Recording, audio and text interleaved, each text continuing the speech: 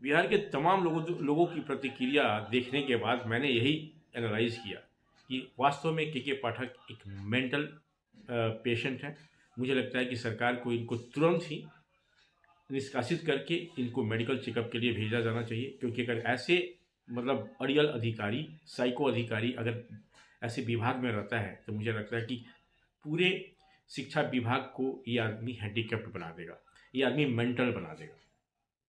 क्योंकि एक एक ऑफिसर के पास सेंस होता है, never behaves like a psycho.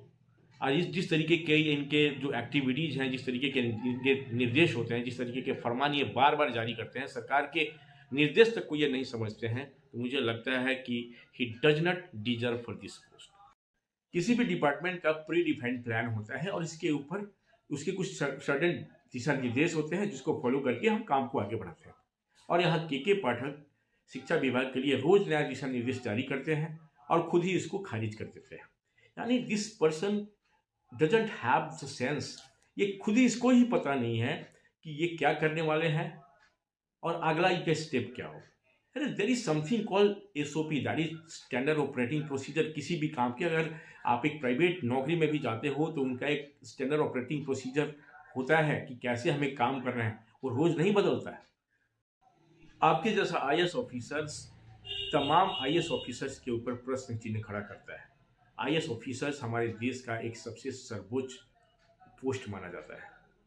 युवा उससे इंस्पायर होते हैं, लेकिन आप जिस तरीके की एक्टिविटी, जिस तरीके का फरमान, जिस तरीके का शब्द का आप इस्तेमाल करते हो, मुझे लगता है कि कहीं ना कहीं आप समाज को मिसलीड कर रहे हैं। आप अपने ही डिपार्टमेंट के लोगों को डिस्करेज करते हो, डीमोटिवेट करते हो। एक ऑफिसर की एबिलिटी ऐसी नहीं होनी चाहिए। मुझे लगता है कि आप इनको मेंटल ट्रीटमेंट की ज़रूरत है, क्योंकि अगर आप सरकार के दिशा निर्देश को नहीं मानेंगे, अगर सरकार के निर्देशों का पालन अगर आप जैसे ऑफिसर नहीं करेंगे, तो I don't think that you deserve for this post. कहीं ना कहीं ये आपके खिलाफ जो आवाज़ उठ रही है, आपको थोड़ी भी शर्म होगी। के पाठक जी, बिहार का एक आम नागरिक होकर के I can challenge you how to walk, काम कैसे कराया जाता है, हाउ टू प्लान, और कैसे उसको इम्प्लीमेंट किया जाता है। अगर काम जिस तरीके से आप करा रहे हो ना, ये पूरे डिपार्टमेंट को आप हैंडीकैप कर रहे हो, अपने ही लोगों को आप डीमोटिवेट कर रहे हो, अपने ही लोगों को आप फ्रस्ट्रेट कर रहे हो। और आपको ऐसा लगता है कि लोगों को फ्रस्ट्रेट करके आप शिक्षा व्यवस्था को सुदृढ़ कर सकते हो? नॉट एट ऑल, ऐसा बिल्कुल संभव नहीं है। अब मुझे लगता है कि आपको ट्रेनिंग की ज़रूरत है, मुझे लगता है कि आपको एक रिफ्रेशर ट्रेनिंग लेने की ज़रूरत है कि आपका जो बिहेवियर, आपकी जो एबिलिटी, जिसके बदौलत आप एक आईएएस ऑफिसर बने थे, I think you have lost it somewhere. तो आपको एक रिफ्रेशर ट्रेनिंग लेने की ज़रूरत है और सरकार को भी आपके खिलाफ सख्त कार्रवाई करने की ज़रूरत है।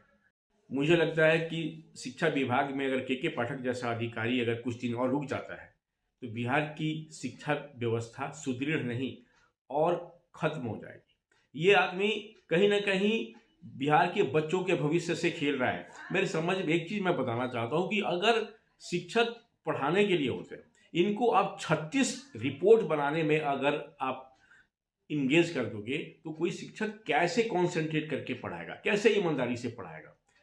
आप तरह तरह की निर्देश दे देते हो कि आपको 8 बजे आना है, 5 बजे जाना है, वीडियोग्राफी करना है, फोटोज भेजने हैं। तो एक कोई शिक्षक या कोई हेडमास्टर सिर्फ इसी काम में कहीं ना कहीं वो काम करेगा, इसी काम में इंगेज रहेगा, वो कैसे पढ़ाएगा? कैसे आप सोच सकते हैं कि गुणवत्तापूर्ण कोई शिक्षा प्रदान करेगा?